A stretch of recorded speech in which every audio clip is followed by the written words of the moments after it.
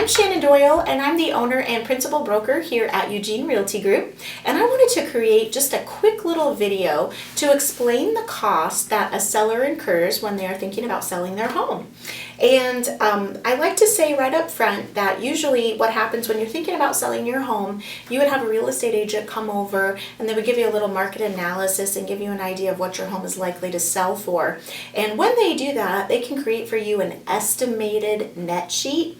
So what that would be is we would take what seems to be likely the different costs that would be involved. Every escrow is a little bit different.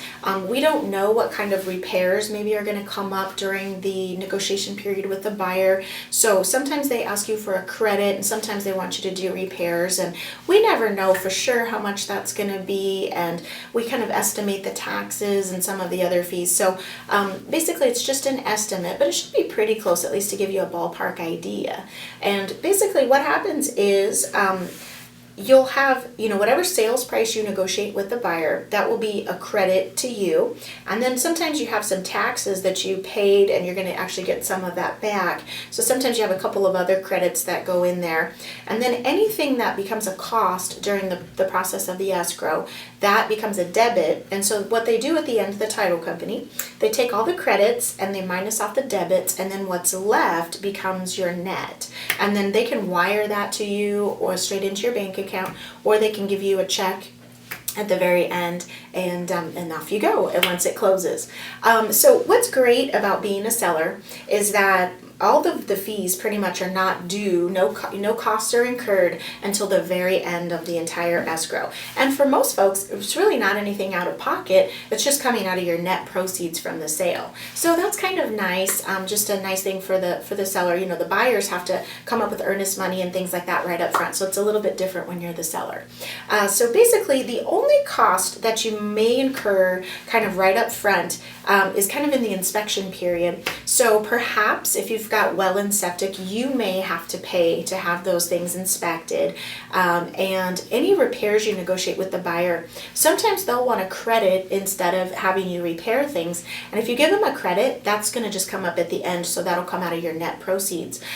If you negotiate repairs with them, probably you will have to get those repairs done and actually pay for them at that point. So that would be the only thing that might be out of pocket before the very end of the escrow.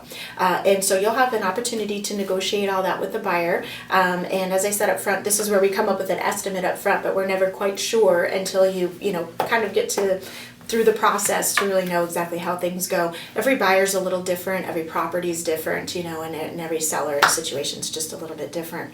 So once you kind of get all the way to the end, what happens is the escrow company will create a closing statement, and that's basically, your net sheet really. So they're gonna take all the credits, and then what are gonna likely be debits are, for one, your existing mortgage. That's got to get paid off.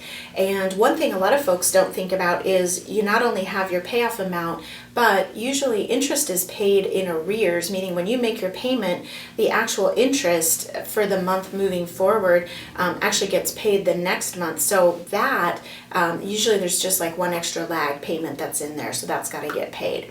Then there are some title and escrow fees. So when you bought the home, the seller provided you clear and free and clear title is what we call it. So they provided you clear title, and they provided you with a title insurance policy that insures that free and clear title. Well, now it's your turn when you sell the home, and so you'll have to buy what's called an owner's title policy, and this is on behalf of your buyer. So that's basically another escrow and title fee that'll be in there. There are realtor fees, and so unfortunately we don't work for free. So the realtor fees are part of what happens, and so usually that is a percentage of the purchase price that you negotiate right up front with the real estate agent that sells your home. And just to be clear about that, some folks don't fully understand this. Basically, whatever that percentage is, we usually split that. So there's going to be an agent that represents you as a seller, and there's going to be another agent that represents the buyer. And usually whatever that percentage is, we don't get the whole thing, so we split that just, so that you know how that works. Let's see, there's going to be title policies, escrow fees, realtor fees, and there's going to be prorated taxes. So depending on what time of year it is, sometimes you're going to get a credit, sometimes you're going to owe, and so that will all get added in there. There's a little recording fee when they take the deed down to the county to get it recorded, and basically those are all the fees that are involved and kind of when they are likely to come up through the whole process.